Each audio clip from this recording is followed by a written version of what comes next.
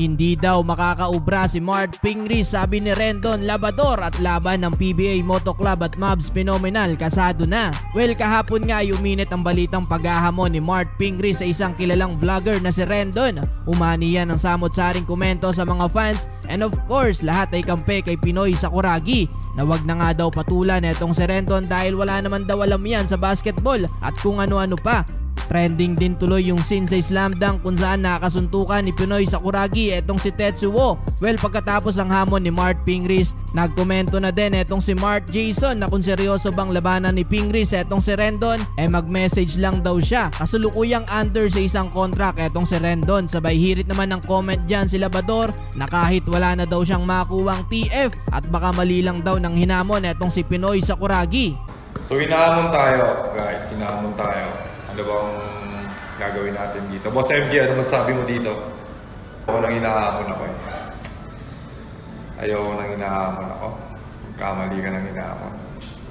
Pero ang matinding sagot naman dyan ni Ping, hindi daw siya nabibigla sa paghamon niya at hindi daw siya nagkamali ng hinamon. Dagdag pa ni Mart Pingris, wag daw siyang magsasama ng ibang tao o tropa niyang YouTuber. As in silang dalawa lang na walang nakaharap na kamera. Talagang gustong maturuan ni Ping etong si Rendon. Well, sa inilabas naman na vlog ni Labador, muli itong nagbigay ng kanyang opinion tungkol sa Gilas. Naglaro kayo dyan, nirepresent niyo yung Pilipinas, nirepresent niyo yung bansa. Dapat siguraduhin nyo na kaya nyo yung consequences. Dapat accountable kayo. Palpak eh. Dapat alam nyo na yun. Matatandaan na kayo eh. Ngayon, kung hindi nyo kaya, ba't kayo naglaro dyan? Bakit nyo nirepresent kung may hina pala kayo? Bakit nyo nirepresent yung buong Pilipinas, yung buong basketball community, buong sports, ng pride ng mga Pilipino kung hindi nyo kaya yung bash. Yung bash pambata lang yan eh. Di ba? Yung responsibilidad kasi ninyo, ang laki. Tapos binash lang kayo. Dahil sa kapalpakan ninyo, huwag kayong puro dahilan na keso walang chemistry, 10 days lang daw nag-ensayo. Bullshit kasi yun eh. Player kayo eh. Alam nyo yan eh. Ba't nyo tinanggap? Ba't kayo naglaro dyan?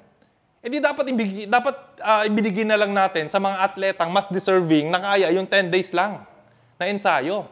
Na kayang may chance ipanalo, yung may winning mindset, yung may winning attitude. Diba? Sa kabila naman mga bro, matutuloy na ang friendly battle sa pagitan ng PBA Moto Club nila JJ Heltebrand at Rico Mayhofer kalaban ng Mavs Phenomenal. Hindi pa tukoy kung sino mga players ang kasama nila JJ, pero ayon sa kanya, kahit katuwaan lang ang laban mga bro, lalaban pa din sila kahit may mga edad na. JJ Heltebrand, yung pride pa lang nung JJ Heltebrand, di ba Jay? Ikaw, papatalo ka ba? Siyempre, competition, kahit for fun lang yan. Darating sa point na laban talaga. Magiging serious yan.